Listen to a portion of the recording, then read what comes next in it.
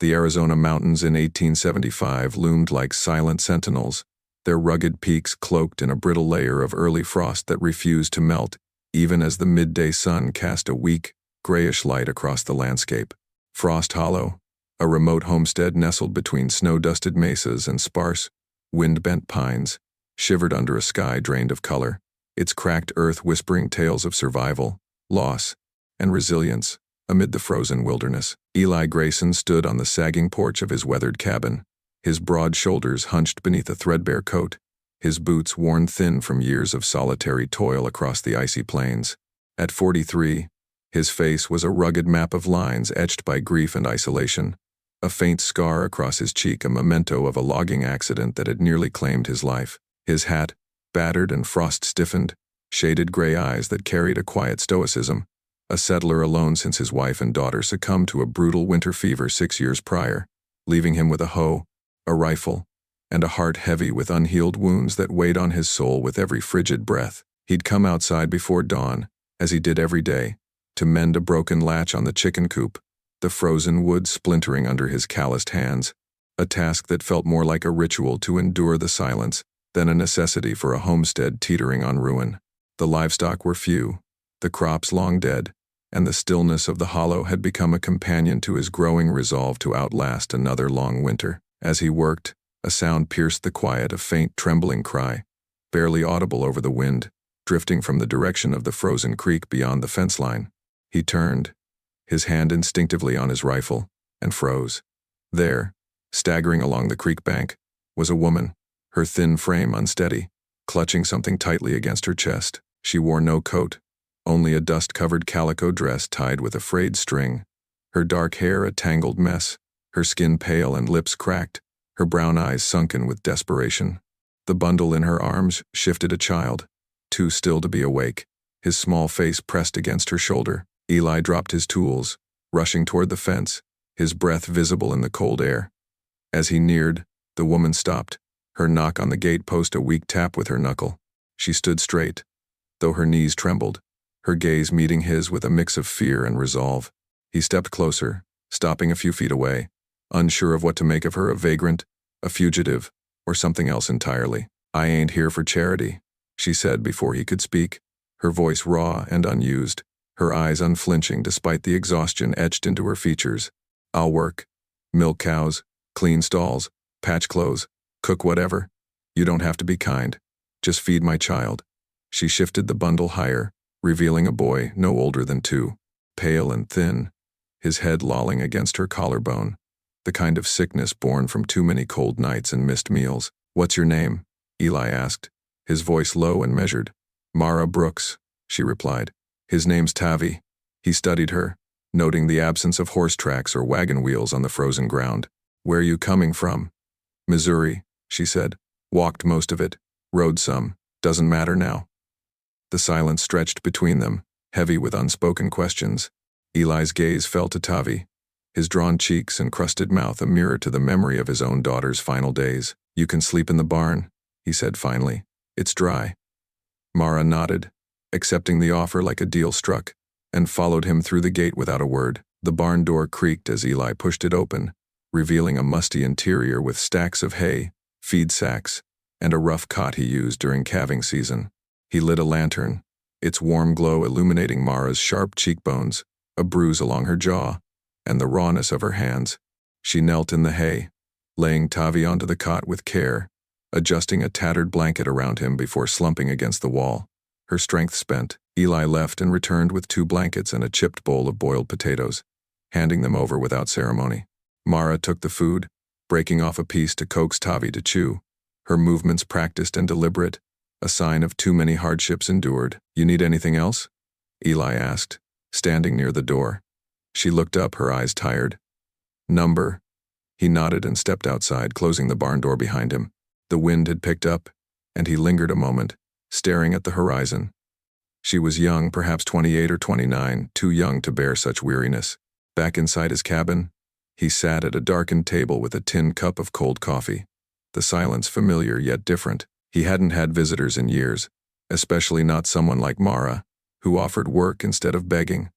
That night, he left a second tin cup on the table, a small gesture toward the shift he felt brewing. By morning, the frost had thickened into a brittle crust over every surface, the air stiffening his bones. Eli stepped out before dawn, his breath fogging as he approached the barn. The lantern still burned low, and inside, Mara sat upright, Tavi curled against her, his breathing shallow but steady. "You eat?" Eli asked. She nodded. "What was left, I gave him." "You hungry now?" She hesitated, then said, "I could use water." He returned with a canteen and a bowl of boiled oats, which she accepted and fed to Tavi before eating herself in quick, rationed bites. "What happened to your leg?" Eli asked, noting her limp. She glanced down, pulling her skirt over her boot. "Wagon axle snapped 3 towns east. Jumped to grab him before it rolled. Didn't land right. Got a lift past Oxbow. But the man wanted more than directions. I took off." Her eyes hardened and Eli nodded, not pressing further. "Any family out here?" "Number not anymore," she said, her voice flat, revealing the weight of her losses. "You can stay as long as you work," Eli said. "I've got 2 milch cows due to calf in spring. Pens need cleaning, wood needs cutting, clothes need mending. You can manage that?" "Yes," Mara replied with certainty. "And more if needed." He nodded, sealing their understanding. By mid-morning, Mara tied her hair back and rolled up her sleeves, moving stiffly but without complaint. While Eli worked the fence line, she gathered laundry, started a fire, and filled a basin. Her son laid nearby on a blanket, watching her with half-closed eyes. Eli observed her efficiency, recognizing the strength born from survival, a strength he'd built after the war, after losing his family. That night, Eli cooked beans and cornbread, setting 2 plates on the table. Mara fed Tavi first, then herself, the silence between them comfortable, earned through mutual respect. Later, as Tavi slept near the stove, Mara spoke softly. "You got family once?" Eli nodded. "Wife, son. Gone 6 years. Fever." She didn't offer pity, just shared. "Cal had a brother and sister. Lost them the same week. Fever too." The air thickened, but it wasn't oppressive. "You've been running since?" Eli asked. "Pretty much. He's all I've got left," she replied. Eli handed her a blanket, and she took it without thanks, a silent acknowledgement. The next morning, a knock at the door shattered the routine. Eli grabbed his rifle, Mara stepping close behind as Sheriff Lyle Torrance appeared, gray-streaked and weary. "Got word a stranger's looking for a woman and child matching your description," Lyle said. "Claims legal property. Might mean your side of the basin." Eli's gut tightened. "Where is he?" "Stayed in town last night. Rides out at first light. Says she's worth money." Mara's breath caught, but she stood firm. "He's coming for us," she whispered. Eli nodded. "I'll handle it." As the sheriff left, Eli turned to Mara. "You don't have to hide. Stand with me." Hours later, hoofbeats announced 2 riders, Samuel Concade, lean and confident, and a broad enforcer. "I'm looking for my property," Concade said, eyeing Mara. "She's not yours," Eli replied. Mara stepped forward. "I'm not his. He beat me. Starved my boy. Tried to sell me." The standoff ended with Concade retreating, threatening legal action, but Eli's resolve hardened. "We'll face him together," he told Mara, igniting a bond that would defy the coming storm. The Arizona mountains unfurled like a frozen tapestry of snow-draped peaks and shadowed valleys as Eli Grayson, Mara, Tavi, and a small group of Apache kin ventured away from Frost Hollow, the pale dawn casting long shadows across the icy trails.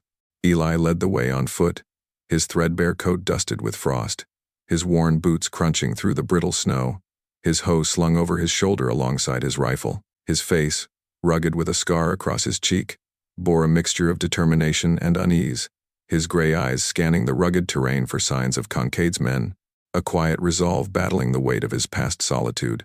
Mara walked beside him, her dust-covered calico dress fluttering beneath a borrowed blanket, her wrists still raw from past hardships, her arms cradling Tavi, the 2-year-old boy whose pale face showed signs of recovery, his small hands clutching a tattered rabbit doll. A young Apache warrior, Tala, followed, his buckskin attire adorned with faded beads, his hands carrying a spear, his presence a silent guardian, flanked by 3 others from Mara's tribe, their faces painted with earth tones, their horses laden with supplies glinting in the weak light.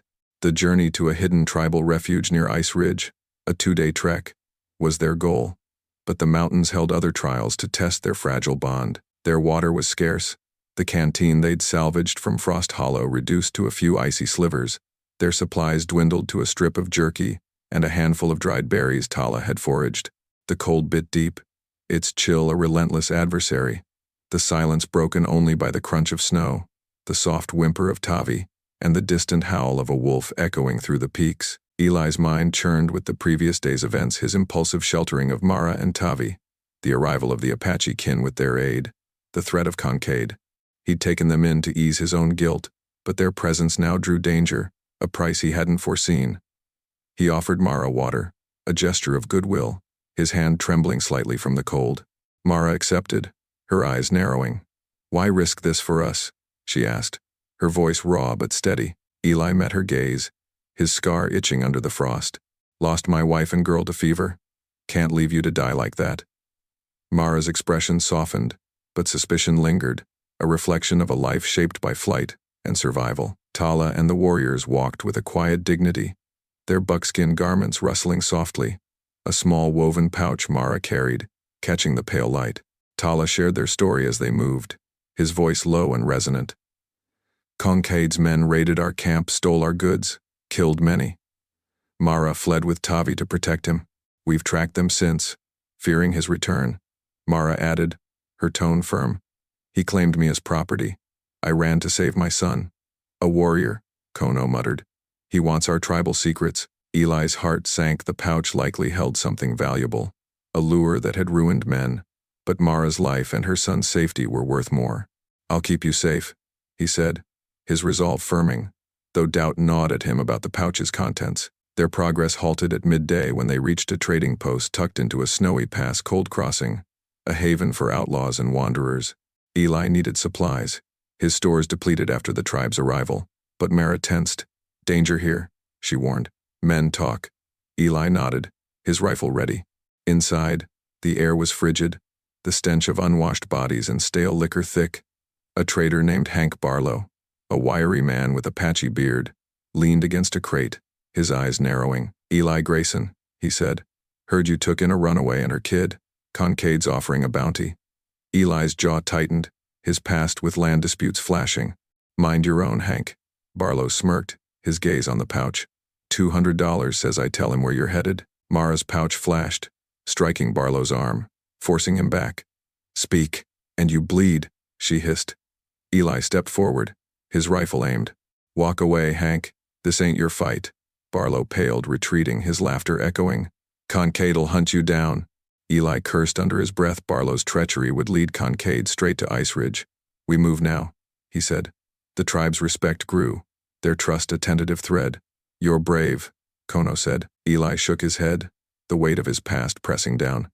"I've been a hermit." The ambush came at dusk. Hoofbeats thundered through the snow, and 4 of Kincaid's men, led by a scar-faced rider named Black Tom, surrounded them near a frozen outcrop. "Hand over the woman, settler," Black Tom barked, his rifle raised. Eli fired, his shot grazing Black Tom's arm, sending him staggering. Mara threw a rock, striking another's shoulder, while Tala's spear felled a third.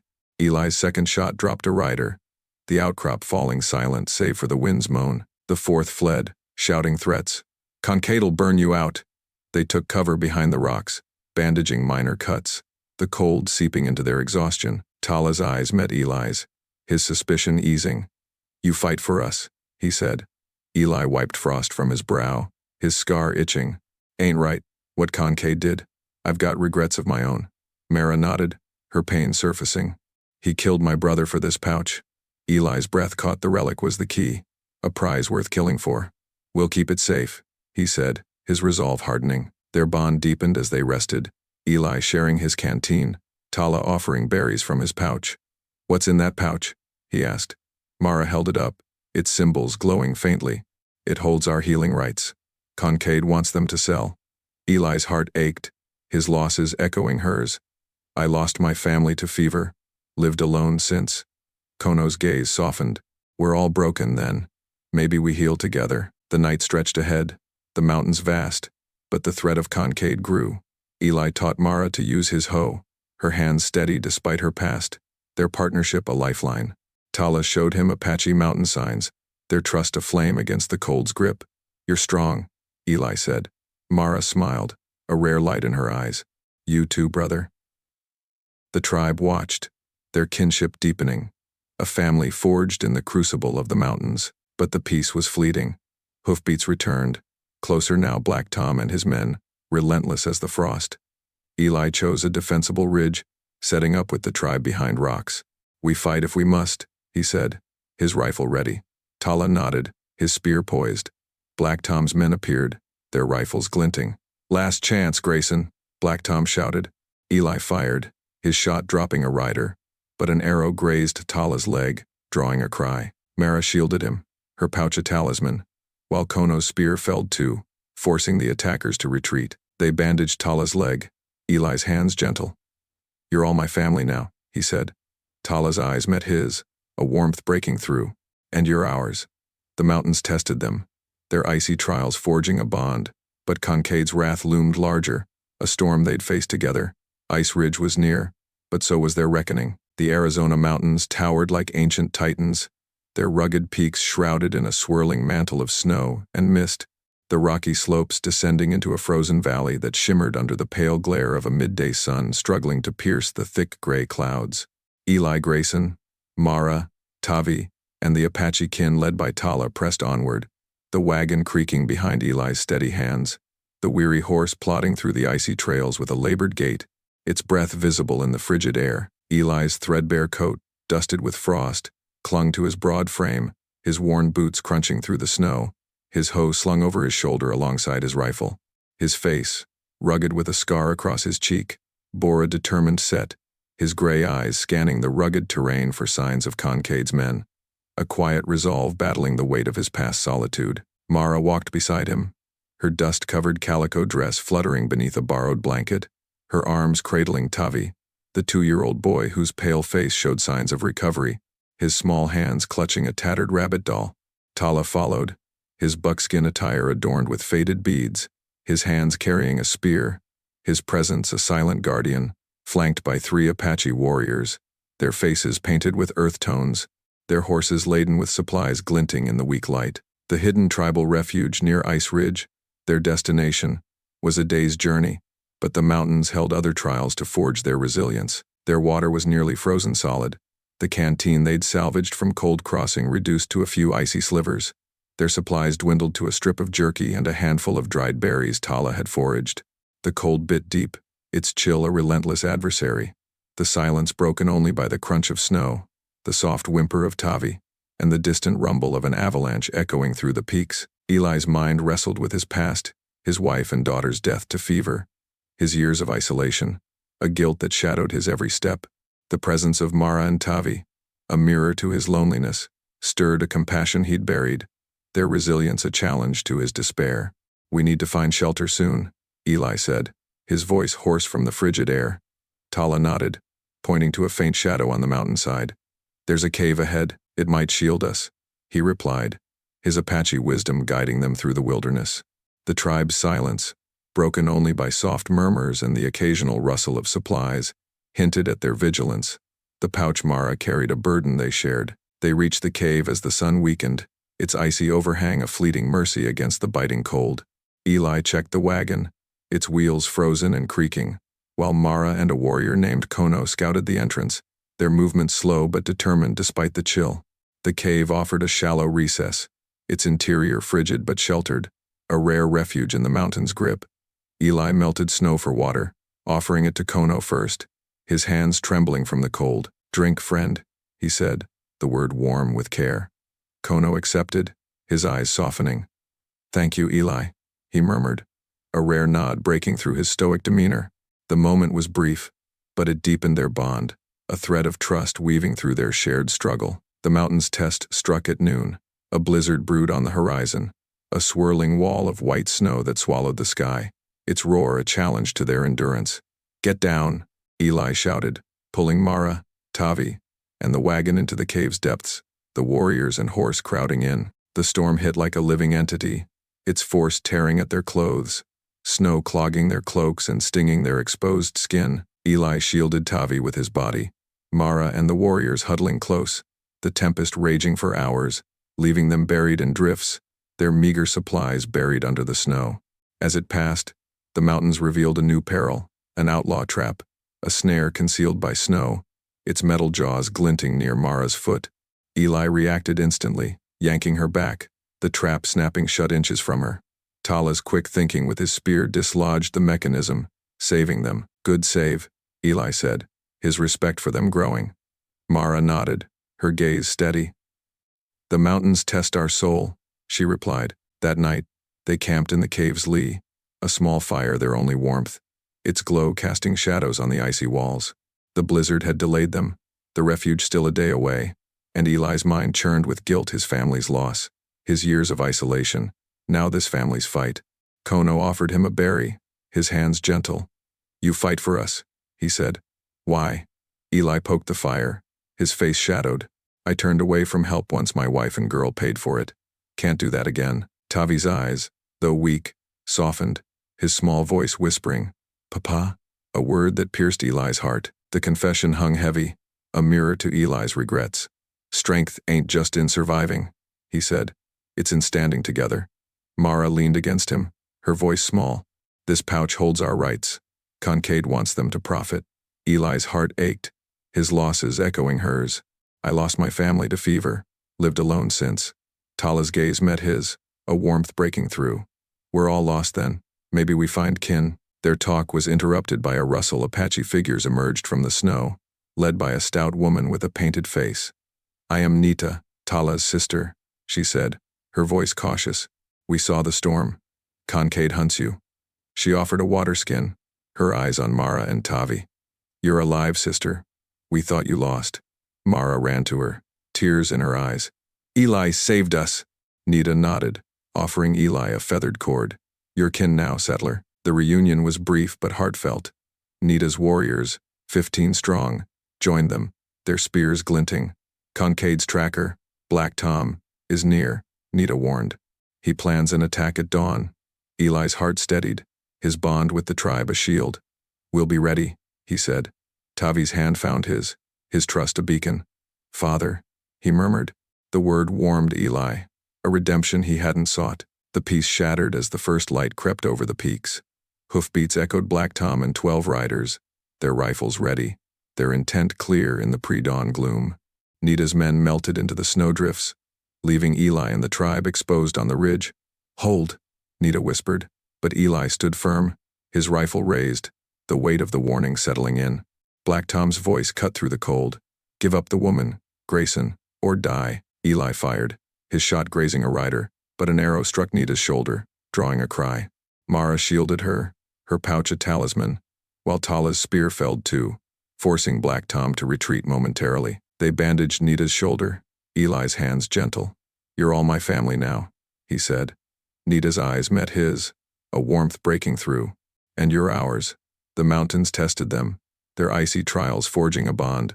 But Kincaid's attack loomed larger, a storm they'd faced together. Ice Ridge was near, but so was their reckoning. Ice Ridge rose like a frozen fortress across the Arizona mountains, its treacherous pass of red sandstone and snow-dusted outcrops, standing defiant against the encroaching dawn.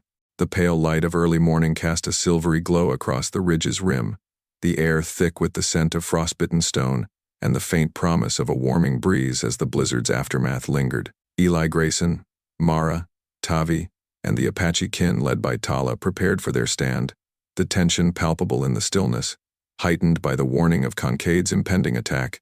Eli's threadbare coat was torn at the sleeve, his worn boots caked with ice and blood from his grazed side, his hoe and rifle poised despite the ache in his muscles. His face, rugged with a scar across his cheek, bore a grim determination, his gray eyes shadowed by the weight of his past solitude. Mara stood beside him, her dust-covered calico dress fluttering beneath a borrowed blanket, her arm wound bandaged, her small woven pouch with the tribal rites clutched tightly, her brown eyes resolute with survival. Tavi, the 2-year-old boy, clung to her, his tattered rabbit doll pressed against his chest, his pale face showing signs of strength. Tala followed, his buckskin attire adorned with faded beads, his leg wound bandaged, his hands wielding a spear, his presence a steady guardian, flanked by 3 Apache warriors, their faces painted with earth tones, their weapons and horses ready for battle. The journey to this refuge had forged their bond, now tested by Concade's relentless pursuit. The ridge offered strategic ground steep drops for ambushes, snow-covered outcrops for cover, and a narrow pass for traps. Eli fortified a vantage point with Tala's men, his hands calloused from years of homesteading, now skilled in war. Mara rigged tripwires with sinew, her movements precise despite her exhaustion, her pouch a constant reminder of their burden. The warriors assisted, stacking ice-crusted stones with Kono, their vigilance unwavering. "Concade wants the pouch," Tala said, his voice low and strained. "He'll kill us for it."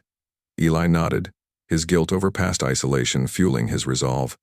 "We hold him here," he replied. Kono handed him a sharpened stake, a silent pledge of unity, the weapon's weight a comfort in his hands. Nita distributed spears and arrows, her warriors blending into the ridge's icy shadows, their movements silent and deadly. "Black Tom leads them," she warned. "The attack is imminent." Eli's heart steadied, his bond with the tribe a shield against the encroaching dawn. "We fight as family," he said. Tavi's small hand found his, a flicker of trust breaking through his fear. "Father," he murmured, a word that warmed Eli's soul. The sentiment lingered, a redemption he hadn't dared hope for. As the wind carried the sound of approaching hooves, the conflict now a reality. As the first light strengthened, the air grew taut with anticipation, the ridge's silence broken by the crunch of boots on snow. Concade rode in with 15 men, Black Tom at his side, the tracker's scar-faced grin a harbinger of violence. Concade, a broad man in a gray wool coat lined with stolen furs, dismounted and called out, his voice a thunderclap against the cliffs. "Grayson, hand over the woman and that pouch, or this ridge becomes your icy tomb." Eli stepped forward, his rifle raised, his voice firm despite the cold.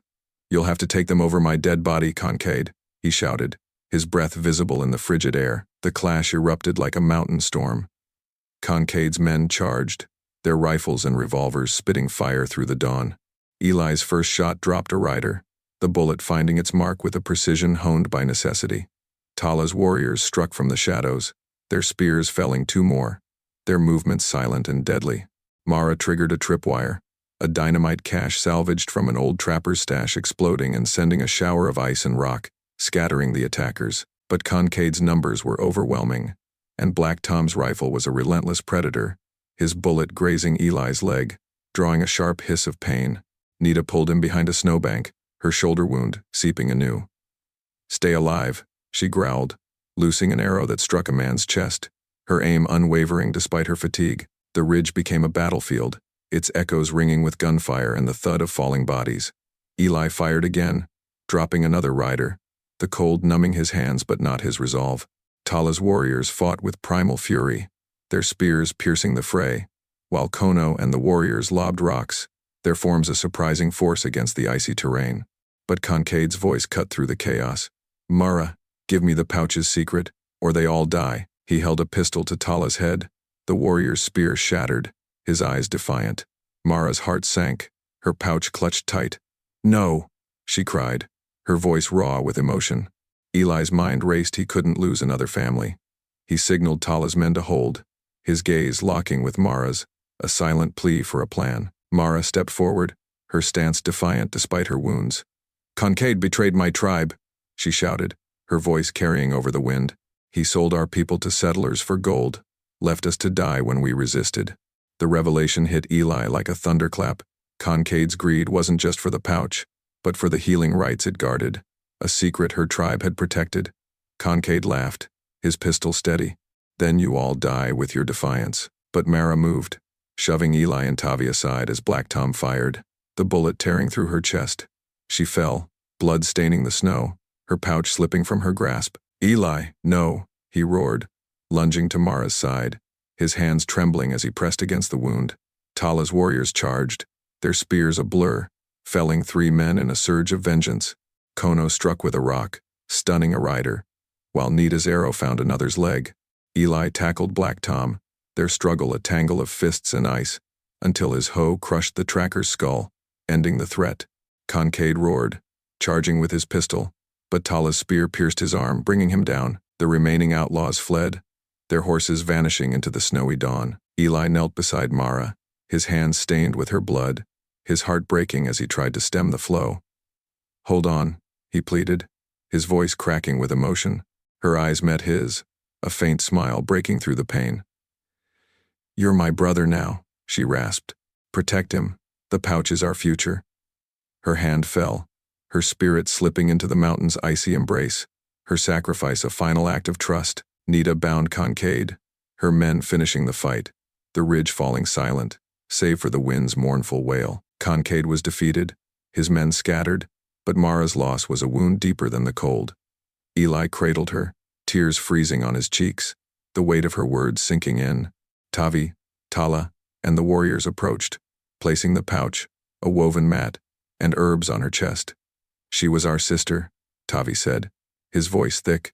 "Now she's with our ancestors." The Apache carried her to a pyre, their chants rising, a tribute to her courage that echoed through the ridge. Eli stood, his guilt eased by her forgiveness, his promise to protect Tavi a new purpose. The ridge smoldered, the air heavy with loss and victory. Nita offered Eli a place with the tribe, and he nodded. "I'll honor her at the refuge," he said, his voice steady. The journey to Ice Ridge had broken Kincaid's grip, but Mara's sacrifice would resonate in the mountain's silence. Eli's redemption was hers, and the pouch her people's legacy would remain guarded. The dawn broke over Ice Ridge, a fragile light spilling across the snow-dusted peaks, where the embers of Mara's pyre glowed like the last whispers of a fading hope. The air was thick with the lingering scent of smoke and the crisp, icy aroma of the mountains, the vast Arizona wilderness, reclaiming the battlefield with a quiet, unyielding peace. Eli Grayson stood at the ridge's edge, his threadbare coat torn and dusted with ash, his worn boots planted firmly in the snow, his hoe and rifle resting against a boulder. His face, rugged with a scar across his cheek, bore the weight of grief, his gray eyes glistening with unshed tears, the guilt of his past solitude softened by Mara's final words. The woven pouch with the tribal rites, Mara's strange reward, hung around his neck on a cord, a symbol of the kinship that had brought him to this moment. Kincaid, bound and defeated, slumped against a rock, his claim to power shattered, his greed no match for the courage of a settler and his adopted tribe. Tavi, the 2-year-old boy, clung to Eli's leg, his tattered rabbit doll pressed against his chest, his pale face reflecting a mix of sorrow and newfound strength. Tala, Nita, Kono, and the Apache warriors stood nearby, their painted faces etched with both loss and pride, the hope of their legacy burning bright. The Apache warriors, led by Tala, moved with a solemn reverence, their faces mirroring the ridge's rugged hues as they gathered around Mara's pyre. The flames had dwindled to a gentle glow, the snow around it melted into a ring of dark earth, a testament to her sacrifice. Tala knelt, offering a prayer in Apache, his voice a deep chant that reverberated through the cliffs, honoring a mother who had transcended her role as protector and sister. Eli watched, his hands trembling as he placed her blanket once her shield onto the pyre, a silent vow to carry her legacy forward. Tavi, Nita, and the warriors joined him, adding the pouch, a woven mat, and a bundle of herbs, their offerings a tribute to her courage. "She saved us," Tavi said, his small voice thick with emotion. "You kept her promise." Eli nodded, the words a balm to his wounded soul, a redemption he hadn't dared to claim. The journey to the hidden tribal refuge began, the warriors carrying the pyre's remnants through the ridge's snowy pass, its ashes a sacred burden. The trail was treacherous, the ice cracking underfoot, the cold of the night giving way to a warming breeze that carried the promise of renewal. Eli walked with them, his leg aching from the graze but his spirit lifted by their unity. The refuge emerged a sheltered valley nestled between towering mesas, its floor dotted with mesquite and a faint shimmer of a spring fed by an underground stream, now partially thawed by the rising sun. The Apache survivors greeted them, their faces etched with grief for Mara but warmth for her savior. Nita led Eli to the spring, its waters clear and life-giving, reflecting the cavern walls adorned with painted symbols and woven mats, a sanctuary Mara had died to protect. "Her spirit guards this place," Nita said. "You are kin." The tribe gathered around a fire that night, the valley's walls amplifying their voices as they shared tales of Mara's bravery. Her gifts to Eli, her trust, the pouch were now symbols of her legacy, their weight heavier than the healing rites they held. They offered him a place among them, their eyes reflecting gratitude and hope. "You fought for her," Kono said, handing him a woven mat. "Stay, and find peace." Eli hesitated, his mind drifting to his past, a settler broken by fever and loss, his wife and daughter's deaths, a guilt he'd carried like a stone. Mara's words, "You're my brother," echoed, her sacrifice a key to unlock that prison. "I'll stay," he said finally, "but I'll bring my skills to your valley. With your help." The days that followed were a blend of mourning and rebuilding. The Apache taught Eli their ways, how to channel the spring's water for crops, how to weave mats from desert grasses, how to use their healing rites with herbs by the fire.